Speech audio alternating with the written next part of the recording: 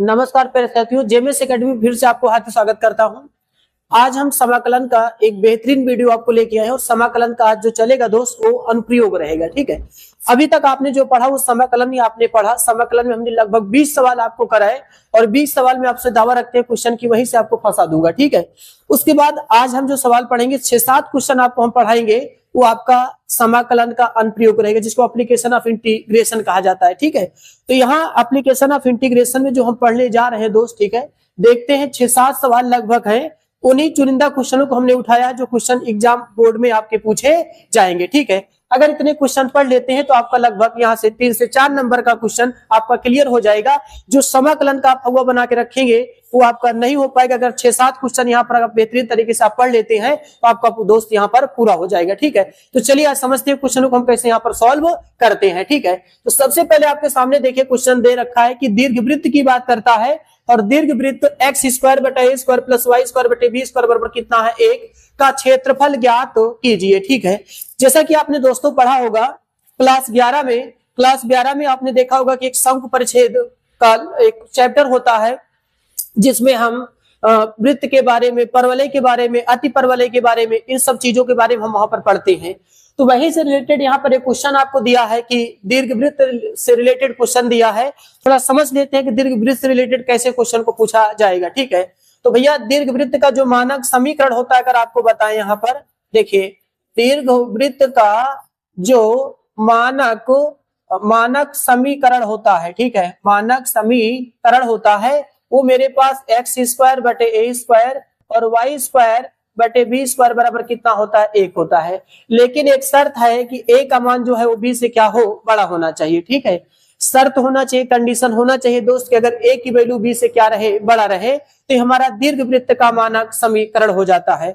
और इस दौरान जो दीर्घवृत्त बनता है वो x अक्ष पे बड़ा होता है और y अक्ष पे क्या होता है, छोटा माना जाता है। ठीक है, तो चलिए देखते हैं, आप यहाँ पर समझिएगा इस तरीके से आपका यहाँ पर ये हमने दीर्घवृत्त यहाँ पर क्या करा, बना दिया। ठीक है, ये आपका इलिप्स है जिसको दीर्घवृत्त कहा जाता है। इसका जो दीर्घाक्ष होता है, जिसको दीर्घ अक्ष मतलब जो बड़ी भुजा होती है, दीर्घाक्ष जिसको कहा जाता है, वो एक्स अक्ष पे ज्यादा होता है और लघु अक्ष कहाँ पर होता है, वाई अक्ष पे होता है। ठीक है, ये दोस्त आपका यक्स और ये आपका यक्स डैश होता है वाई और ये आपका क्या होता है, वाई डैश होता है। ठीक है, अब यहाँ पर आप देखना कि ये आपका जो शीर्ष है, ये आपका शीर्ष होता है, इसको हम a कामा क्या देंगे 0 और यहाँ का शीर्ष जो होगा a कामा क्या होगा -a कामा 0 और यहाँ का 0 कामा कितना होता है b और यहाँ का 0 कामा कितना होता है -b। ये आपका मूल बिंदु जिसको 0 कामा क्या कहा जाता है, 0 कहा जाता है। ठीक है, तो यहाँ पर आप देख सकते हैं कि आपका जो दीर्घाक्ष होगा, अगर दीर्घाक्ष की बात की जाती है, दीर्घाक्ष की बात की जाती है तो वो 2a हो जाएगा और अगर दोस्तों लघु अक्ष की बात की जाती है तो b और b मिलके कितना हो जाता है, 2b हो जाता है। ये मेरा दीर्घाक्ष होता है और ये आपका क्या होता है, लघु अक्ष होता है। हालांकि इनकी कोई जरूरत नहीं है, बस आप इस जो आपने फिगर आपको बनाया ये आपकी जरूरत है यहाँ पर और ये जरूरत के हिसाब से हम लेके चलेंगे और ये आपका दीर्घवृत्त का मानक समीकरण होता है। ठीक है, कभी कभी दोस्त x² बटे b² होता है, ध्यान दीजिएगा, x² बटे b² प्लस y² बटे a² बराबर कितना होता है 1। कब, जब a का मान लेस देन क्या होता है, b होता है, तब उस दौरान a का मान छोटा होता है किससे, b से छोटा होता है।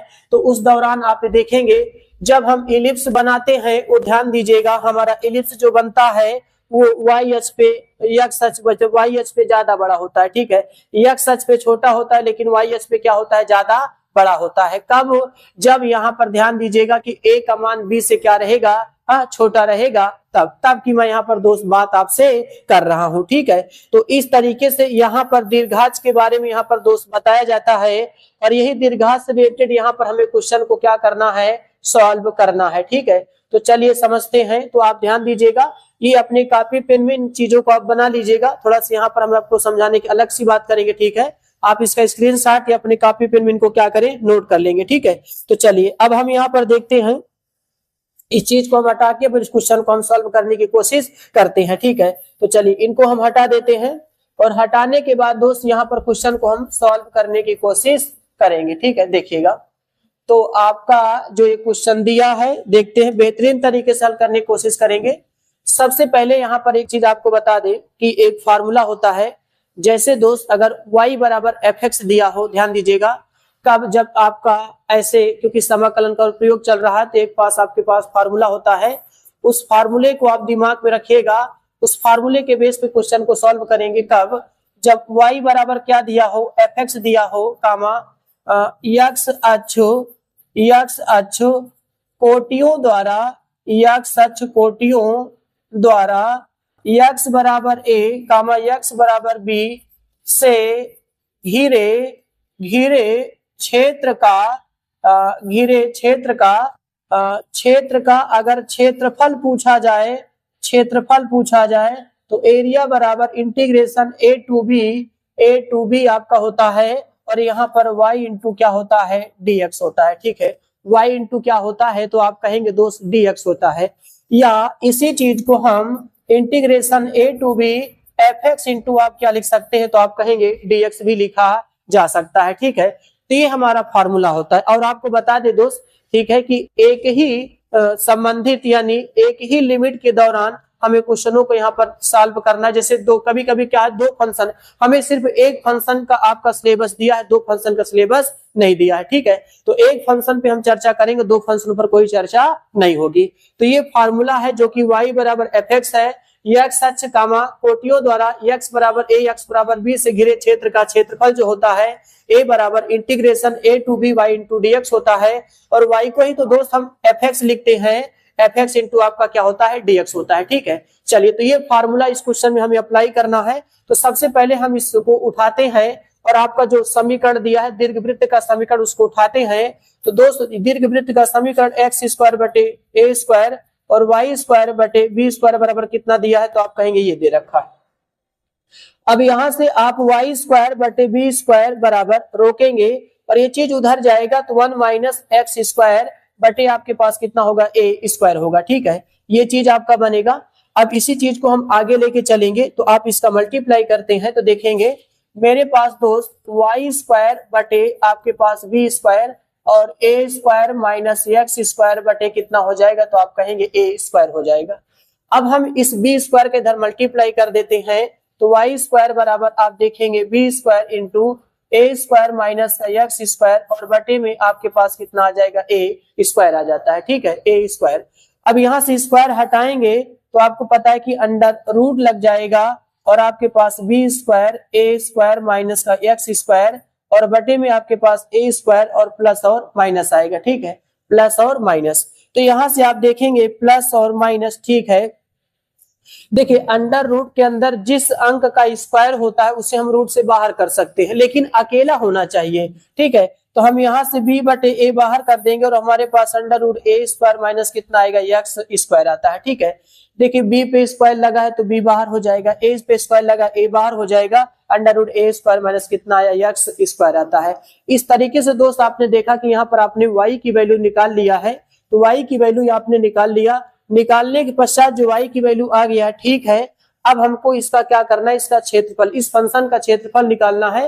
तो पहले हम सबसे पहले ग्राफ बनाने की कोशिश करते हैं। जब ग्राफ बनाएंगे तो आप ध्यान दीजिएगा कि x और ये मेरा x डैश होता है और ये y और ये क्या होता है, y डैश होता है। ठीक है, चलिए, तो आपको पता है कि a की वैल्यू बड़ा है तो ग्राफ आपका इस तरीके से आपका ये बनेगा। लीजिए मैंने ग्राफ बना दिया। उसके बाद आपको पता है कि ये मेरा शीर्ष होता है a कामा क्या 0 और ये माइनस a कामा 0 का होता है, ये 0 कामा b का होता है और ये 0 कामा माइनस b का होता है। ठीक है, इस तरीके से। और आप ये देख सकते हैं कि हमारे पास जो आया है वो देखिए, क्योंकि देखिए कोई स्पेशल इलाका तो बोला नहीं है कि आपको प्रथम चतुर्थांश में ज्ञात करना है या द्वितीय का ज्ञात करना है, तृतीय का ज्ञात करना, चतुर्थ का ज्ञात करना है। बस आपसे कहा है कि जो हमारा दीर्घवृत्त है वो किन क्षेत्रों को घेरता है, सभी क्षेत्रों का क्षेत्रफल आपको ज्ञात करना है। अब आप जब चतुर्थांश में दोस्त जब आप इलिप्स को बनाते हैं, दीर्घवृत्त को बनाते हैं, तो यह नजरिए से देखिएगा कि हमारा दीर्घवृत्त कितने क्षेत्र को घेर रहा है। जितने क्षेत्र को घेर रहा होगा उन सभी का क्षेत्रफल हमें यहाँ पर ज्ञात करना पड़ता है। तो आपको इन सभी का क्षेत्रफल हमें ज्ञात करके बताना पड़ेगा। ठीक है, लेकिन आप ये बताइएगा, हम सभी का क्षेत्रफल डायरेक्ट तो नहीं निकाल सकते। हम पहले एक छोटे से भाग को पकड़ते हैं, और उस भाग का हम समाकलन करते हैं और एक भाग का अगर निकाल लेते हैं तो चारों से मल्टीप्लाई कर देंगे तो पूरे का एरिया हमें पता चल जाएगा। ठीक है, तो इस तरीके से हम निकालेंगे। तो आपको फिर से बताएं कि दीर्घवृत्त जितना एरिया को घेरता है सभी एरिया को ज्ञात करना है, लेकिन आप डायरेक्टली भाई साहब डायरेक्ट आप सभी एरिया का क्षेत्रफल नहीं निकाल सकते। तो उस दौरान आप छोटे से खंड को पकड़िए, एक एरिया को पकड़िए और एक को पकड़ के आपको पता है जो एक का निकालूंगा वही सबका निकलेगा, क्योंकि कोई लिमिट में चेंज नहीं है। तो इस वजह से एक का निकाल के मैं 4 से गुणा कर दूंगा तो चारों खंड का हमें पता चल जाएगा। तो मैं अभी एक का निकालने जा रहा हूं, तो हम इस भाग का क्षेत्रफल निकालेंगे। ये आपका जो भाग है इसी भाग का क्षेत्रफल हमें निकाल के बताना है। ठीक है, इस भाग का क्षेत्रफल निकालना है और यह भाग कहां पर उपस्थित है तो आप कहेंगे प्रथम चतुर्थांश में है। कहां उपस्थित है तो आप कहेंगे प्रथम चतुर्थांश में है। ठीक है, तो चलिए अब हम एरिया निकालते हैं। तो जब हम एरिया निकालेंगे तो एरिया बराबर आपको पता है ए टू बी। और एक चीज ध्यान दीजिएगा कि जब आप एरिया निकालेंगे भैया तो आप ये ध्यान दीजिएगा कि आपका लिमिट कहां से कहां तक है। तो आप कहेंगे 0 से क्या है ए, क्योंकि आप 0 से कहां तक जाएंगे ए तक जाएंगे। तो आपके पास 0 और क्या होगा ए। और एक बात ये भी ध्यान रखना, जो सबसे कम होता है उसको नीचे लिखा जाता है और जो सबसे ज्यादा होता है उसको ऊपर लिखा जाता है। ठीक है, ये हमारा हो जाता है। उसके बाद फिर y इंटू डी एक्स होता है। y इंटू क्या होता है आप कहेंगे dx होता है। ठीक है, तो यहां से आपने एरिया जो निकाला आप देखेंगे 0 से a हो जाता है। y की वैल्यू यहाँ पे देखना है कि y की वैल्यू यहाँ पर है, लेकिन प्रथम चतुर्थांश में तो आपको कौन सा चिन्ह लेना पड़ेगा, पहला प्लस का लेना पड़ेगा, क्योंकि आप प्रथम चतुर्थांश का ज्ञात कर रहे हैं। और साथ ही साथ दोस्त यहाँ पर 4 से मल्टीप्लाई करना पड़ेगा। क्यों? क्योंकि अगर एक का निकालेंगे तो चारों का तो निकालना है, तो एक का निकाल के 4 से गुणा कर देंगे तो चारों का पता चल जाएगा। और आप यहाँ पर ये वैल्यू को आप रख दें b बटा A under root A square minus का एक्स स्क्वायर इंटू आपके पास क्या आएगा dx आ जाता है। ठीक है, चलिए तो अभी क्वेश्चन को आगे हल करने की कोशिश करते हैं। चलिए आगे बेहतरीन तरीके से हल करने की कोशिश करते हैं। तो मेरे पास एरिया है बराबर 4 इंटू देखेंगे और हम b बटा ए को क्या कर देंगे तो आप कहेंगे बाहर कर दीजिए। क्या कहेंगे? बाहर कर दीजिए। हमने बाहर कर दिया, साथ ही 0 से a और मेरे पास अंडर रूट में ए स्क्वायर माइनस कितना आया तो आप कहेंगे एक्स स्क्वायर आता है।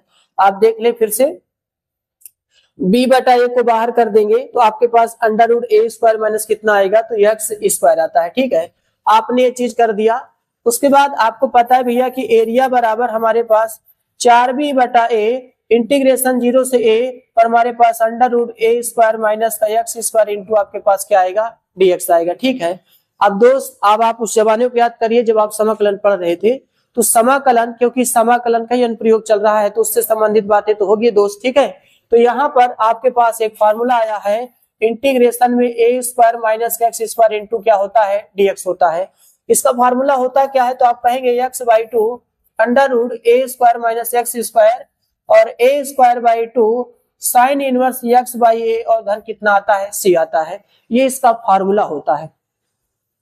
जब भी ये फार्मूला आप देखेंगे under root A square minus X square into dx हो तो आप इसका x by 2 under root A square minus X square plus A square by 2 sine inverse x by A धन c इसका क्या होता है फार्मूला होता है।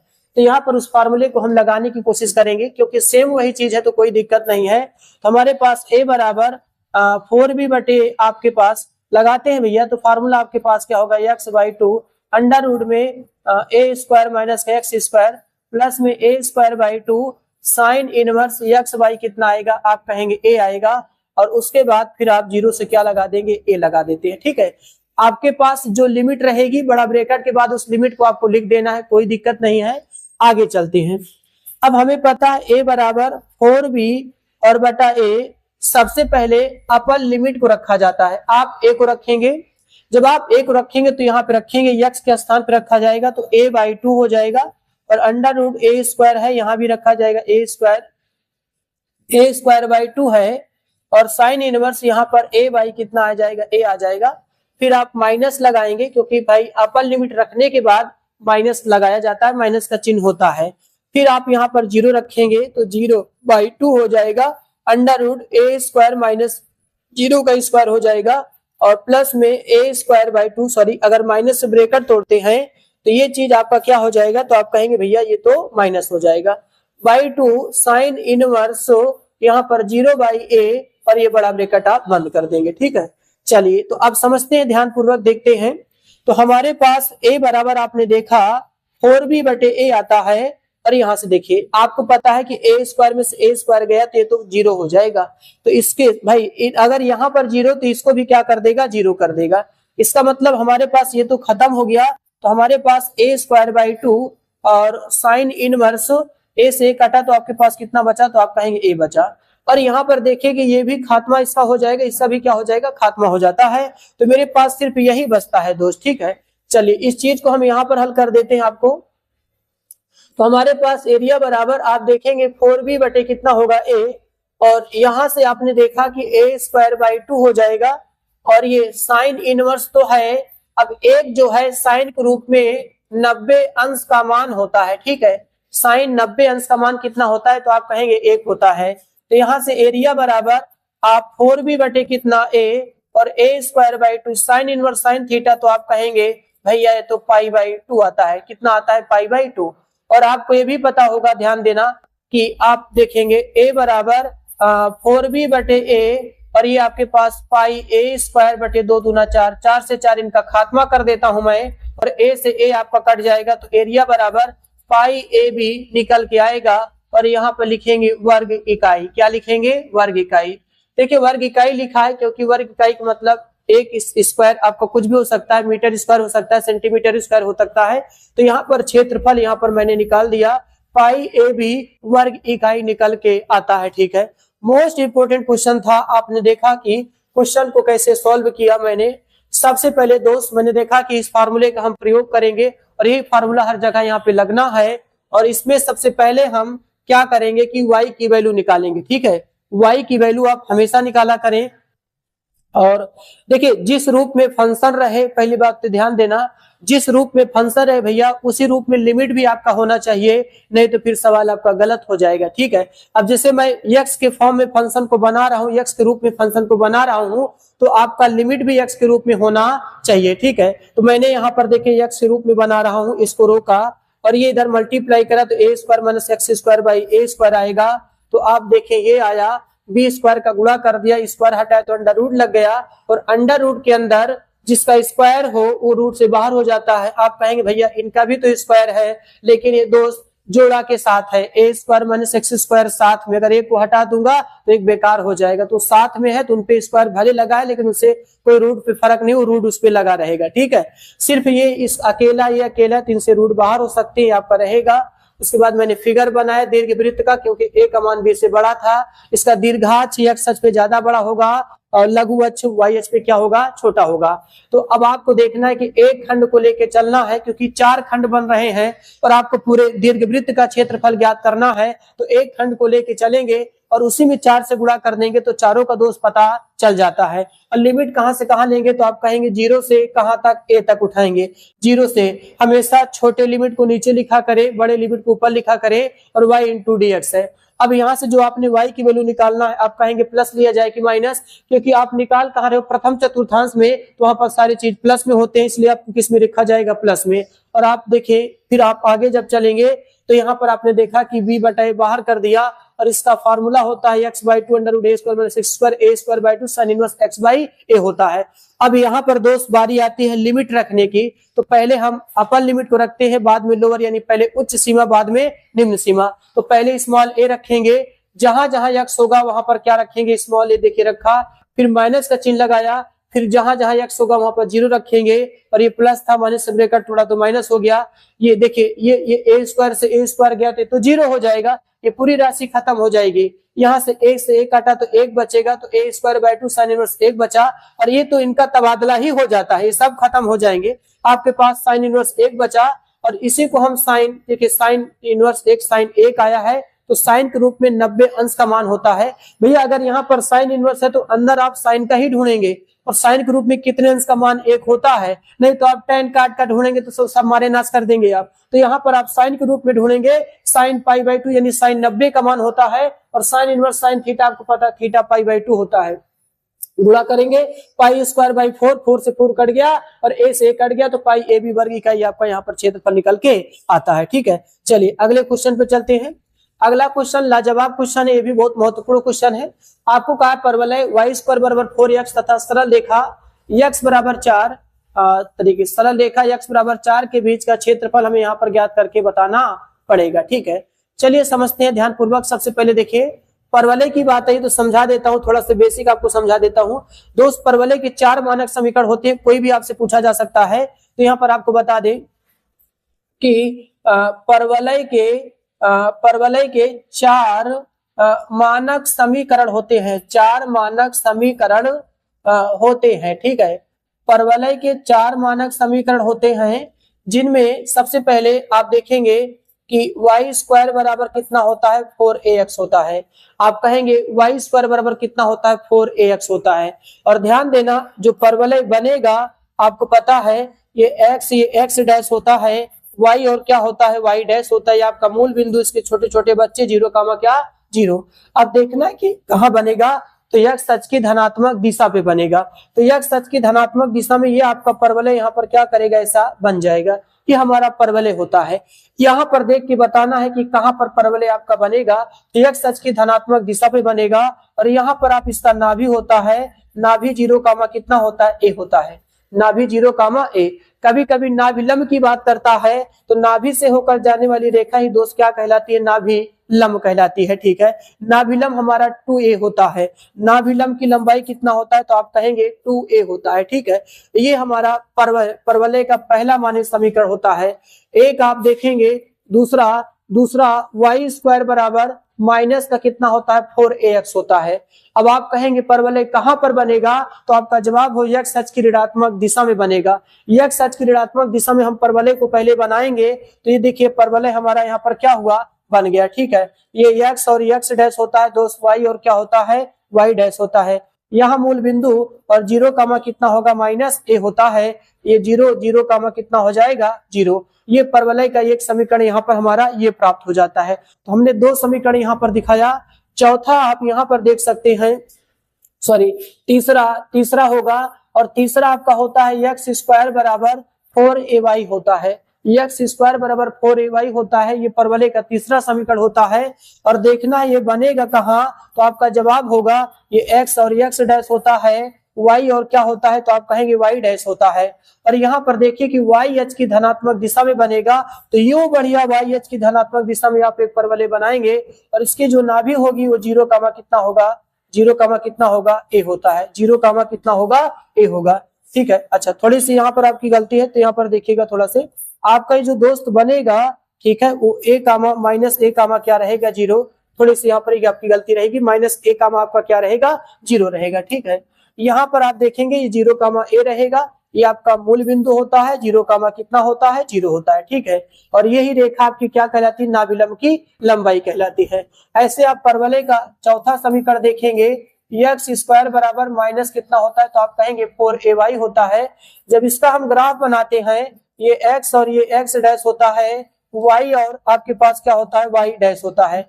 तो इसको जब बनाएंगे तो y अक्ष की ऋणात्मक दिशा में बनाएंगे, तो ये मेरा परवलय बन जाता है। और 0 कामा कितना होता है, आप कहेंगे -a होता है, 0 कामा a। और ये 0 कामा कितना हो जाएगा 0, ये आपका मूल बिंदु होता है। ठीक है, 0 कामा 0, ये 0 कामा -a आ जाता है। तो इस तरीके से आपने देखा कि परवलय के मेरे पास 4 मानक समीकरण होते हैं। इन चारों मानक समीकरण से संबंधित कोई भी सवाल आपसे दोस्त पूछा जा सकता है, तो चारों को अच्छे से आप दिमाग में अपने रखिएगा। ठीक है, चलिए अब हम सवाल की ओर चलते हैं और सवाल को देखते हैं क्या पूछता है। परवलय y² बराबर 4x कहता है सरल रेखा x बराबर 4 के बीच का क्षेत्रफल हमें ज्ञात करके बताना है। 2 बार क्वेश्चन झटका मारा है, 2 बार क्वेश्चन आपको पूछा हुआ है। एक 2010 एक 2014 में ऐसे क्वेश्चन कई बार पूछे गए हैं। उन्हीं क्वेश्चनों को आपके सामने हमने क्या किया है, पेश किया है। ठीक है, चलिए समझते हैं, क्वेश्चनों को देखते हैं समझते हैं। तो सबसे पहले क्या करेंगे, यहाँ पर देखिए आपका जो क्वेश्चन है, चलिए अगला एक पेज लेते हैं। आपके पास देखेगा परवलय का जो समीकरण दिया है दोस्त, देखेगा परवलय का जो समीकरण आपके सामने दिया गया है वो y² बराबर कितना है, तो आप कहेंगे 4x है। y² बराबर कितना है, तो आप कहेंगे 4ax है। ठीक है, चलिए अच्छी बात है, 4ax है। उसके बाद ध्यान दीजिएगा कि अगर y को हटाते हैं तो प्लस माइनस अंडर रूट में 4x हो जाएगा और y बराबर प्लस माइनस आपके पास 2 अंडर रूट कितना हो जाएगा, तो आप कहेंगे x हो जाता है। तो y बराबर plus minus 2 under root x हो जाता है। क्यों दोस्त? क्योंकि 4 2 का स्क्वायर होता है और x किसी का स्क्वायर नहीं होता, तो 4 रूट से बाहर हो जाएगा, लेकिन वो वाला आपका x लगा रहेगा। तो y बराबर आपने देखा, क्या देखा कि y बराबर प्लस माइनस 2 अंडर रूट आपको x मिल जाता है।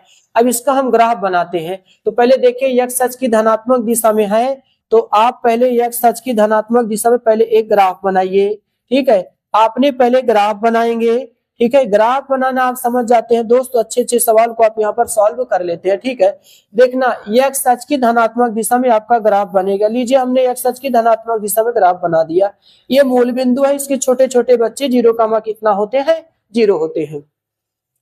उसके बाद आपसे कहा कि सरल रेखा, देखिए ध्यान दीजिएगा, आपसे एक सरल रेखा की बात कर रहा था और सरल रेखा आपके पास कितना था, x बराबर 4 था, और वो भी देखिए x सच की धनात्मक दिशा है। इसका मतलब है कि मूल बिंदु से 4 इकाई दूरी आपको धनात्मक दिशा में चलना पड़ेगा, तब जाके वो आपका मिलेगा। तो हम कहते हैं कि लीजिए मैंने 4 इकाई चल लिया, मान लेते हैं कि यहाँ पर 4 इकाई चला, तो यहाँ पर आप जब चलेंगे तो इसकी दूरी हमने कितना तय किया, तो आप कहेंगे आपने कितना तय किया, 4 तय किया। तो यहाँ का जो बनेगा वो 4 कामा क्या बनेगा, 0 बनता है, 4 कामा 0, क्योंकि मूल बिंदु से यहाँ तक की दूरी 4 इकाई है, तो 4 कामा कितना बन जाता है, 0 बन जाता है। अब आपसे सवाल कहा गया है कि ये परवलय के द्वारा और इस रेखा के द्वारा जितना क्षेत्रफल घिरता है, उस क्षेत्र का क्षेत्रफल दोस्त आपको ज्ञात करके बताना पड़ेगा। तो देखिए जरा यहाँ पर दिमाग से देखिएगा कि आपका ये देखिए, ये आपका एरिया यहाँ पर घेर रहा है, देखिएगा ये घेर रहा है, और साथ साथ में ये आपकी एक रेखा ये भी तो घेर रहा है, देखिएगा ये रेखा आपकी घेर रहा है। और यहाँ पर ये देखिए, थोड़ा सा इसको हम बनाते हैं, ये आपका जो पॉइंट था वो 4 कामा कितना है, 0 है, 4 कामा 0। तो आपको पता है कि ये सारा एरिया आपको यहाँ पर ज्ञात करके बताना पड़ेगा, सारा एरिया ज्ञात करके आपको बताना पड़ेगा। तो भैया हम सारे को तो नहीं निकाल सकते, लेकिन अगर दोस्त हम एक भाग को लेके चलें और उसमें 2 से गुणा कर दे, तो हमें सभी भाग का पता चल जाएगा। ठीक है, तो हम यहाँ पर एरिया निकालने की कोशिश करते हैं, देखते हैं।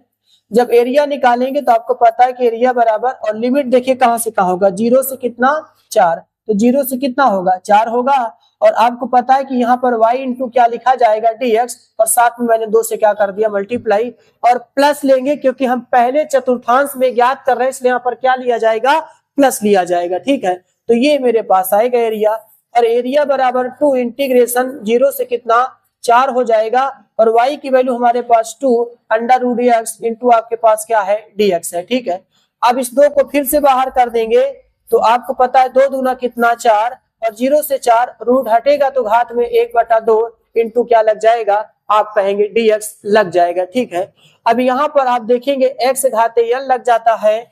जैसा कि आप जानते हैं, आपने खूब बेहतरीन पढ़ा होगा, x घाते n का x घाते n+1 बटे n+1 धन कितना होता है, c होता है। तो ये फार्मूला यहाँ पर अप्लाई किया जाएगा। ठीक है, तो चलिए देखते हैं, आगे समझते हैं।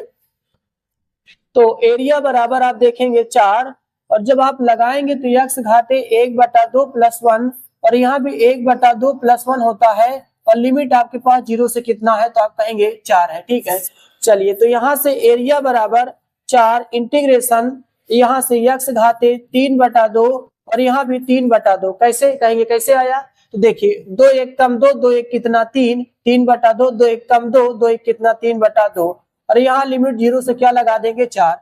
अब आपको पता है कि ये 2 घूम के कहाँ जाएगा, ऊपर, तो भैया ये 2 चौका कितना हो जाएगा, 8, और 8/3 बाहर कर देंगे, और ये x घाते 3/2, और यहाँ से 0 से कितना आएगा, आप कहेंगे 4 आता है। ठीक है, फिर से बताऊं, 2 घूम के कहा जाएगा, ऊपर, तो 4 के साथ मल्टीप्लाई, 2 चौका 8, और ये 3 को बाहर करेंगे, 8/3, x घात 3/2, 0 से कितना लगा दिया, 4 लगा दिया।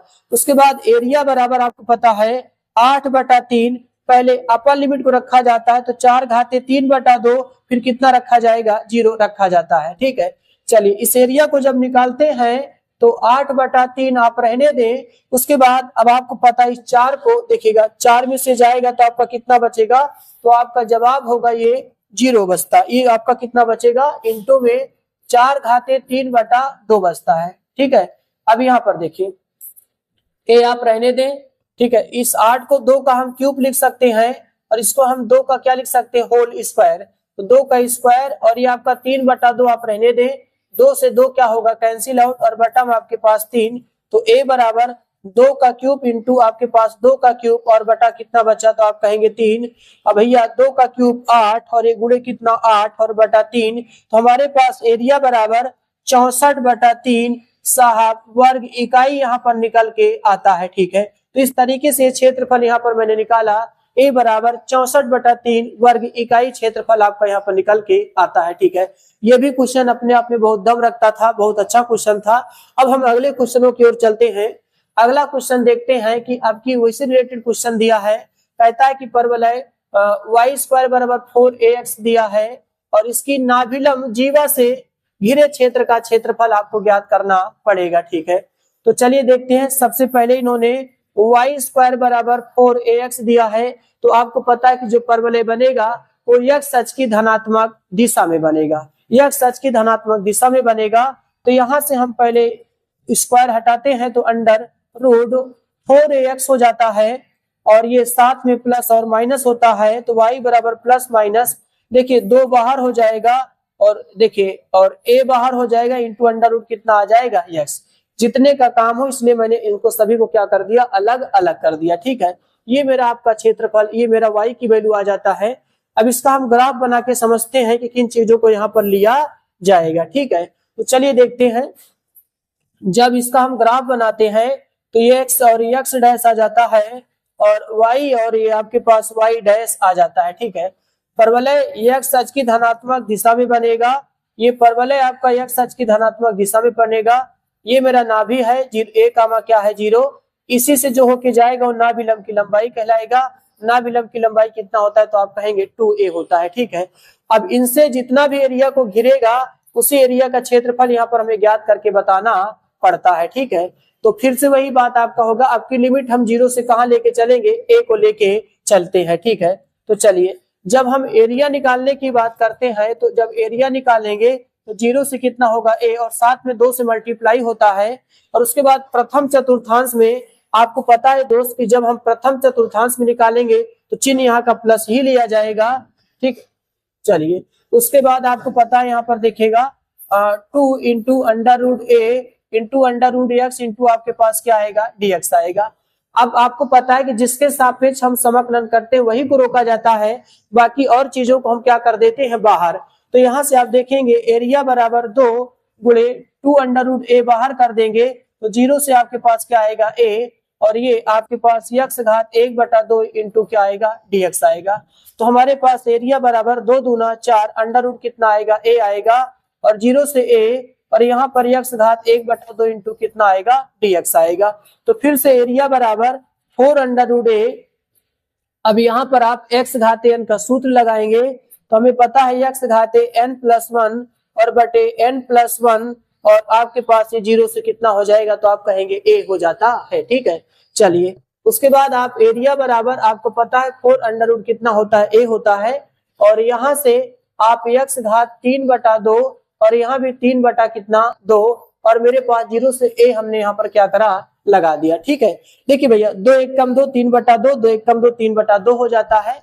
2 घूम के ऊपर जाना चाहता है तो 2 घूम के ऊपर जाएगा तो 2 चौका कितना 8 अंडर रूट a और बटा कितना आएगा 3 आएगा और यहाँ से x घात 3/2 और आपके पास 0 से कितना आ जाएगा a। ठीक है, अब इसको रखने की कोशिश करते हैं तो पहले हम क्या करेंगे 8 अंडर रूट a बटा 3, तो यहाँ पर a रखेंगे तो a घात 3/2 माइनस कितना हो जाएगा, तो आप कहेंगे 0 हो जाता है। ठीक है, अब आपको ये हटाएंगे तो a बराबर देखेंगे 8 और इसको भी हम a घात 1/2 लिख देते हैं और a घात 3 बटा कितना है 2 और बटा हमारे पास कितना आ जाता है, तो आप कहेंगे 3।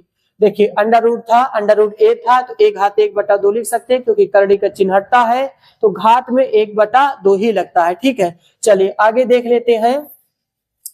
जब इस एरिया को देखेंगे दोस्तों 8 इंटू अब इनके बेस बराबर तो पावर आपका जुड़ेगा 1/2 धन 3/2 और बटा यहाँ पर आपके पास 3, तो एरिया बराबर 8 गुणे ए, तो ये बराबर तो 4 बटा कितना 2 और बटा 3, 2 दूना 4, तो मेरे पास आप देखेंगे 8/3 ए स्क्वायर आता है, जिसको हम वर्ग इकाई के नाम से इसका दर्जा दिया जाता है। तो इस तरीके से ये क्षेत्रफल यहाँ पर निकाल सकते हैं। ठीक है, तो ये आपने देखा बड़ा शानदार क्वेश्चन था, बहुत अच्छा क्वेश्चन था।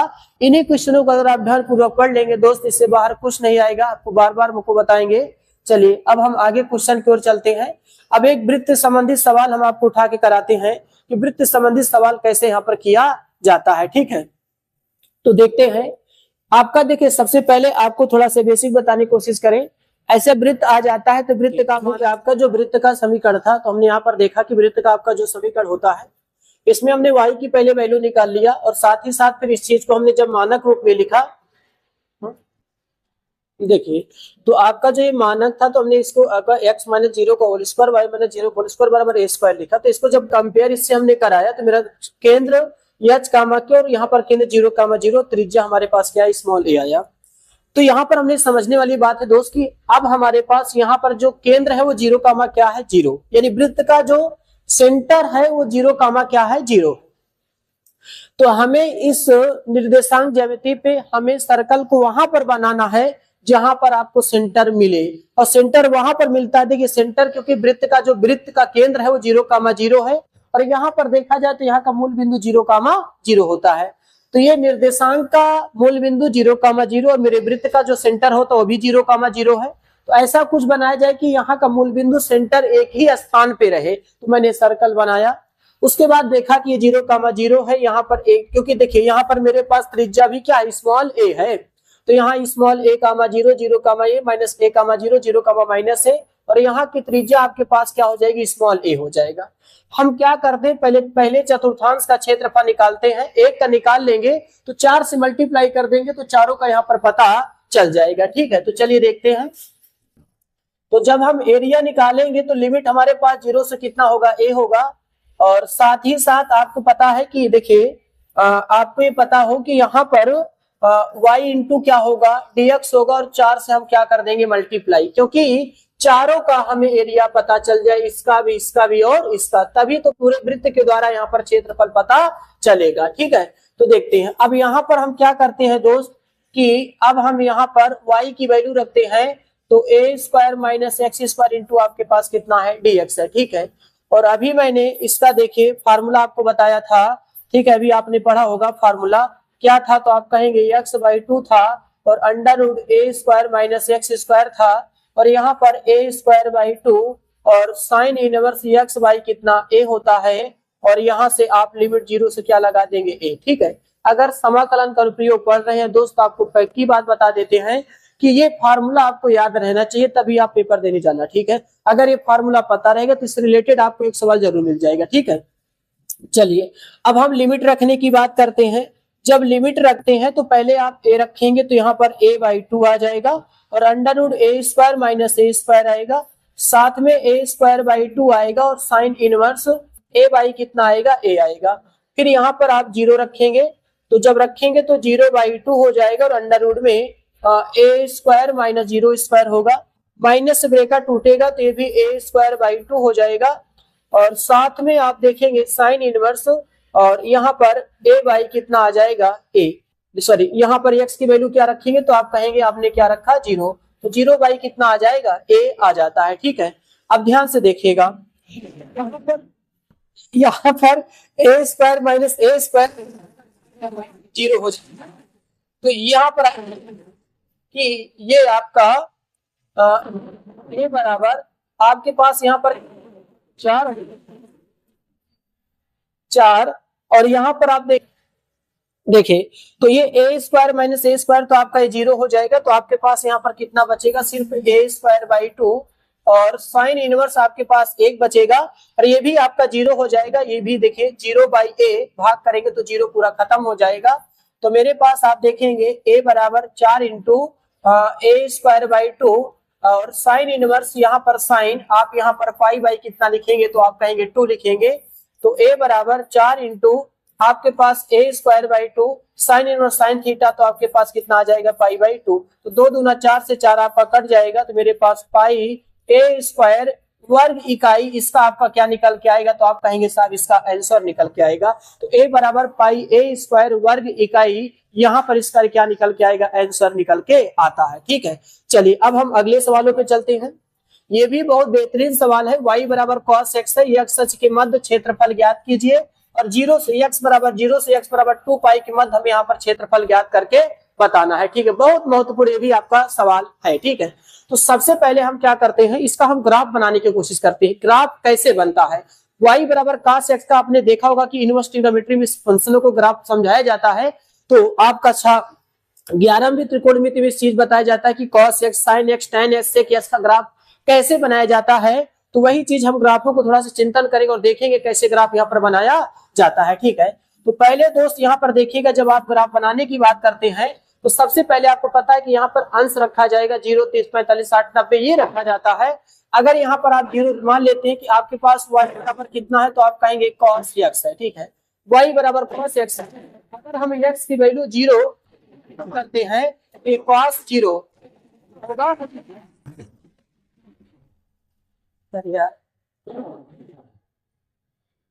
देखिए, जब इसका हम देखें, अगर सबसे पहले आप यहाँ पर 0 अंश अगर यहाँ पर आप पुट कर देते हैं, देखेंगे तो cos 0 की वैल्यू कितना होगा, तो आप कहेंगे 1 होता है। और आपको पता होना चाहिए दोस्त कि ये देखिए ये x वाला पार्ट होता है। देखिए सबसे पहले यहाँ पर आप इसको ध्यान दीजिएगा कि आपका ये यहाँ पर जो होता है, ठीक, यहाँ पर जो आपका पार्ट बनेगा ये 0 यानी आपका 2 पाई, देखिए ये 2 पाई, ठीक है, ये 2 पाई से स्टार्ट होता है, यानी x अक्ष y अक्ष और आपका क्या होता है, देखिए x अक्ष x डैश y और क्या होता है y डैश होता है। तो सबसे पहले यहाँ पर आपको बताया कि पॉजिटिव 1 मिलता है और नीचे आप आएंगे तो नेगेटिव कितना मिलता है, 1 मिलता है। ठीक है, ये होता है। और आपको पता है यहाँ पर आपका मूल बिंदु होता है जिसको 0 कामा क्या कहते हैं, 0 कहा जाता है। आप अगर सबसे पहले 0 अंश पुट करना चाहेंगे, जब यहाँ पर आप रखेंगे तो cos 0 की वैल्यू कितना होता है, 1 होता है। तो आप ग्राफ यहाँ से बनाना स्टार्ट करेंगे। ठीक है, इस तरीके से आपका ये ग्राफ ऐसे बनेगा, यूं ऐसे ग्राफ आपका ये जाएगा। ठीक है, ऐसे। तो ये यहाँ से आपने स्टार्ट किया, तो ये आपका जो हिस्सा होगा ये दोस्त आपका क्या है, पाई बाई 2 का है। ठीक है, पाई बाई 2 का हो जाता है। और बीच में आप यहाँ पर जब जाएंगे तो आपका पाई हो जाता है, और ये वाला आपका जो हिस्सा होता है ये आपका 3 पाई बाई 2 होता है, और ये 3 पाई बाई 2। फिर आपका जो लास्ट टर्म रहेगा वो आपका कितना हो जाता है, 2 पाई हो जाता है। ठीक है, तो यानी यहाँ से आप जब चलेंगे तो पहले 0 से पाई बाई 2 पर जाएंगे, फिर आप पाई बाई 2 से 3 पाई बाई 2 पर जाएंगे, 3 पाई बाई 2 से 2 पाई पर जाएंगे। ठीक है, यानी इतने भाग का क्षेत्रफल आपको यहाँ पर ज्ञात करके बताना पड़ेगा। ठीक है, देखिए तो ये वाला भाग आपका जो है इनका क्षेत्रफल और इनका क्षेत्रफल, साथ ही साथ इनका क्षेत्रफल आपको ज्ञात करके बताना पड़ेगा। 3 एरिया आपके पास है जो इनका क्षेत्रफल हम यहाँ पर निकाल के दिखाएंगे। ठीक है, तो चलिए देखते हैं। सबसे पहले जब हम एरिया निकालते हैं तो आप ये देखिए सबसे पहले कहां से कहां चलेंगे, तो हम 0 से पाई बाई 2 पर चलेंगे। तो 0 से हमारे पास क्या हो जाएगा, पाई बाई 2 हो जाएगा, और ये cos x होगा इंटू आपका क्या होगा, dx, क्योंकि हम ऊपर हैं। उसके बाद फिर माइनस लगाएंगे और फिर आप देखेंगे कि हम पाई बाई 2 से हम कहा जाएंगे 3 पाई बाई 2 पर, क्योंकि अब नीचे आ रहे हैं तो नेगेटिव होगा, इसमें लिया गया है। और फिर यहाँ पर cos x होगा इंटू dx होगा धन, फिर आप कहाँ चलेंगे 3 पाई बाई 2 से, तो यहाँ पर 3 पाई बाई 2 से आप कितना चलेंगे, 2 pi into cos x into आपके पास क्या होगा, dx होगा। ठीक है, तो इस तरीके से यहाँ पर आपको क्षेत्रफल निकालना है। पहले आप 0 से पाई बाई 2 पर जाएंगे, फिर पाई बाई 2 से 3 पाई बाई 2 पर जाएंगे, फिर 3 पाई बाई 2 से आपको कहां पर जाना पड़ेगा, 2 पाई पर। तो 3 एरिया आपको निकालना पड़ेगा। 2 पॉजिटिव रहेंगे, एक आपका क्या रहेगा, नेगेटिव रहेगा। तो नेगेटिव के साथ आपको लेके चलना पड़ेगा। तो आप देखते हैं cos x का आप जानते हैं क्या होता है, तो आप कहेंगे sin x होता है, तो यहाँ पर sin x हो जाएगा। और फिर ये 0 से आपके पास क्या है, पाई बाई 2 है, और यहाँ भी आप देखेंगे कि sin x हो जाएगा, और आपके पास ये पाई बाई 2 से और ये 3 पाई बाई 2 हो जाएगा, और साथ में फिर ये sin x है, और यहाँ पर आप देखेंगे 3 पाई बाई 2 से आपके पास कितना है, 2 पाई होता है। ठीक है, ये आपका बन जाता है। चलिए तो आगे थोड़ा सा इस क्वेश्चन को देख लेते हैं, समझते हैं कैसे होगा, देखते हैं। तो यहाँ पर आपने देखा कि सबसे पहले आप पाई बाई 2 रखेंगे, तो साइन पाई बाई 2 और माइनस साइन कितना रखा जाएगा आप 0। देखिए पहले आप अपर लिमिट फिर बाद में लोअर लिमिट, फिर यहाँ पर आएंगे तो साइन में आप 3 पाई बाई 2 होगा, माइनस साइन कितना आ जाएगा तो पाई बाई 2 आ जाएगा। पहले अपर लिमिट फिर माइनस फिर लोअर लिमिट, ध्यान करेंगे दोस्त। फिर यहाँ पर आप देखेंगे साइन हमारे पास 2 पाई आएगा और साइन यहाँ पर 3 पाई बाई कितना आएगा 2 आएगा। ठीक है, चलिए मान निकालते हैं। तो यहाँ पर मेरे पास एरिया है, साइन 90 का मान 1 होता है, साइन 0 का 0 आ जाएगा, माइनस करेंगे साइन 3 पाई बाई 2। देखिए 3 पाई बाई 2 का मतलब आपको बताएं 3 गुणे 180 होता है बटा 2 से काटा तो 90, 9 3 27 कितना आएगा 270 आएगा, यानी 3 पाई बाई 2 का मतलब होता है 270 अंश। ठीक है, तो यहाँ से अगर हम साइन 270 का मान निकालें तो कैसे निकालते हैं मान को, तो सबसे पहले हम क्या करेंगे, आप इसको 90 के गुणज में लिखिए और 90 का पहाड़ा इतनी बार पढ़िए कि 270 के आगे ना जाए, तो 90 तिहैया 270 हो जाता है। अगर कोण पूरा हो जाता है तो आपको क्या ऐड करना है, यहाँ पर 0 अंश ऐड करना है। ठीक है, और देखना अगर 90 के बगल विषम संख्या है तो ये बदलेगा, सम पे नहीं बदलता। ठीक है, विषम में बदल जाएगा, कॉस 0 आएगा, कॉस कितना आएगा 0 आएगा। यहाँ पर 3 और 1 4 चतुर्थांश देखेंगे, ASTC होता है, तो चौथे में जाएंगे तो यहाँ पर भाई देखिए चौथे में प्लस में बाकी सारे माइनस, ये साइन है, या साइन को देखना इसको नहीं देखना कि बदलने वाला ये है, यहाँ पर माइनस तो माइनस कितना आएगा 1 आएगा। ठीक है, तो यहाँ माइनस और साइन पाई बाई 2 फिर कितना हो जाएगा 1 हो जाएगा, और साइन देखिए 2 पाई का मतलब 360 होता है। अब साइन 360 की वैल्यू 4 गुणे कितना लिखेंगे तो आप कहेंगे 90 लिखेंगे और माइनस प्लस का 0 अंश जोड़ देंगे, तो 90 के बगल सम रहे तो नहीं बदलता, साइन 0 आएगा, तो साइन देखिए साइन 0, देखिए 4 1 कितना 5 और 5वें में देखिए 1 2 3 4 5वें सारे प्लस, साइन कितना होगा 0 होगा। तो आपने देखा कि साइन इसका 0 होगा और माइनस कितना आ जाएगा -1, तो यहाँ प्लस कितना हो जाएगा 1 हो जाएगा। तो यहाँ पर a बराबर आपने देखा 1 -2, तो माइनस माइनस कितना हो जाएगा +2 और +1 आएगा। तो आपने देखा कि मेरे पास जो एरिया निकल के आएगा वो 4 वर्ग इकाई यहाँ पर निकल के आपका एरिया आता है। जो एरिया आएगा वो कितना आएगा 4 वर्ग इकाई निकल के आता है। ठीक है, तो आपने देखा बेहतरीन क्वेश्चन था, अच्छा क्वेश्चन था। मानो को आपको बता देना है कि यहाँ पर साइन 270 है, आप 90 का पहाड़ा पढ़ा करें, इतनी बार ले जाएं कि उससे आगे ना जाए, तो 90 तिहैया 270 होता है। अगर कोण पूरा हो जाता है तो आप 0 अनसाइड किया करें। और आपको बता दें कि 90 के बगल में विषम संख्या है तो साइन बदलता है, सम संख्या तो नहीं बदलता, कि बदल जाएगा साइन कॉस हो जाएगा।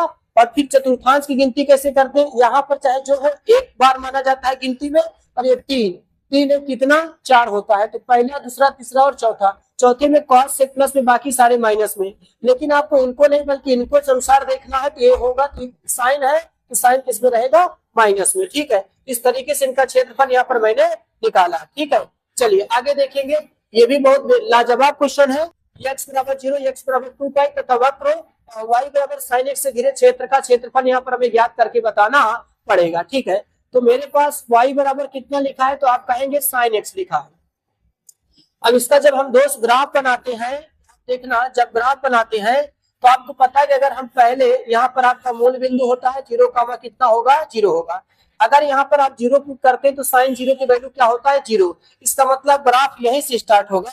इस तरीके से आपका ये ग्राफ ऐसे यहाँ पर क्या करता है बनता है। ठीक है, तो 0 से आपका ये कितना हो जाएगा पाई हो जाएगा, और पाई से फिर कितना हो जाएगा ये 2 पाई।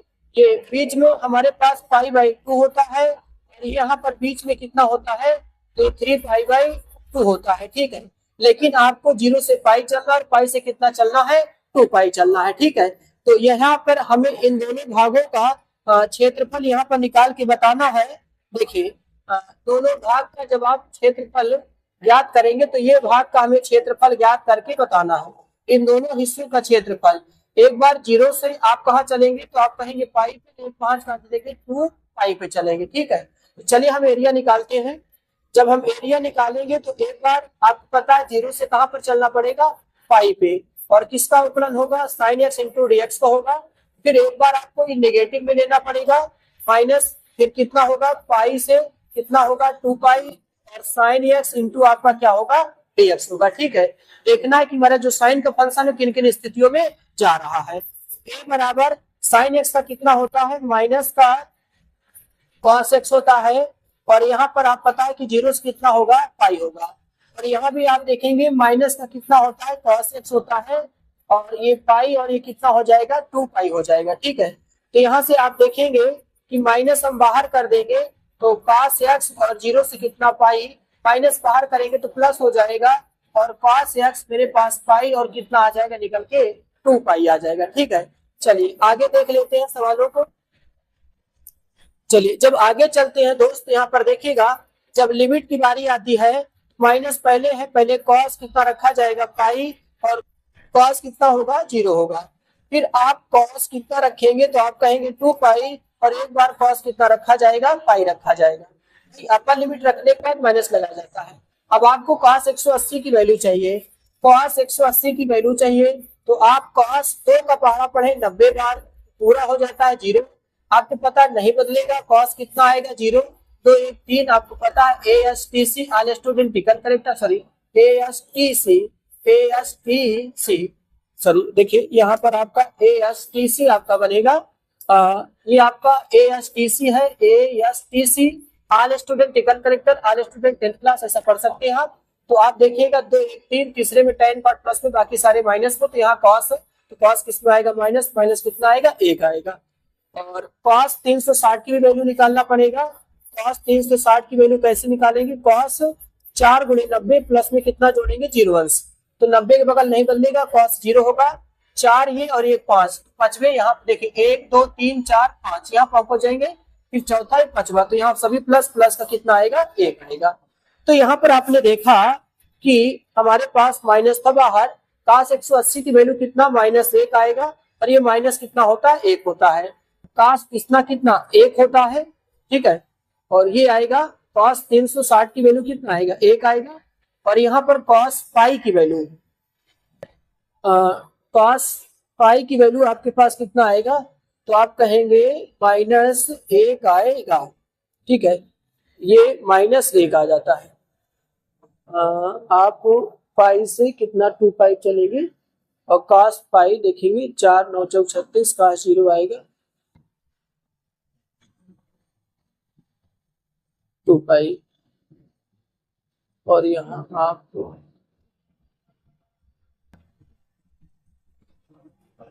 देखिए, तो अगर यहाँ पर आप देखें समझे, तो a बराबर आपके पास देखिए ये माइनस माइनस -2, माइनस माइनस कितना हो जाएगा, +2 हो जाएगा। तो यहाँ पर ये आपके पास +2 आ जाएगा, और ये आपके पास यहाँ पर 1 में से 1 गया, तो आपके पास कितना बचा, तो आप ये cos 2 पाई, 0 से पाई, पाई से 2 पाई,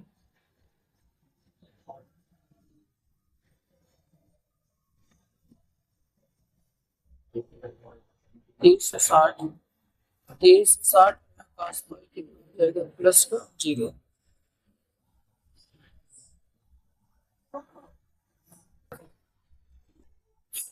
देखिए, तो आपका जो यहाँ पर cos 180 है, cos 180 के बाद कितना है, -1 है।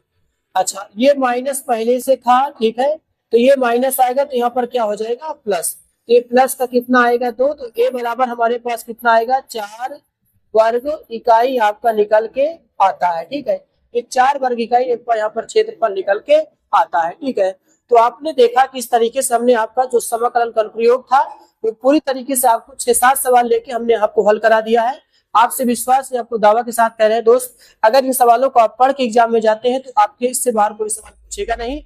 थोड़ा बहुत इधर उधर करके पूछेगा तो इससे संबंधित सवाल आपका रहेगा, इससे अलावा कोई आपका पूछेगा नहीं। ठीक है, तो आशा करते हैं अगर आपको क्लास पसंद आती है तो अपने दोस्तों के साथ जरूर शेयर किया करें। ठीक है, लाइक कमेंट आप किया करें, जिससे कि हमें एक मोटिवेशन मिल सके, हम आप और आपके अच्छा से अच्छा काम कर सके। ठीक है, मिलते हैं अगली क्लास में। जय हिंद, जय भारत।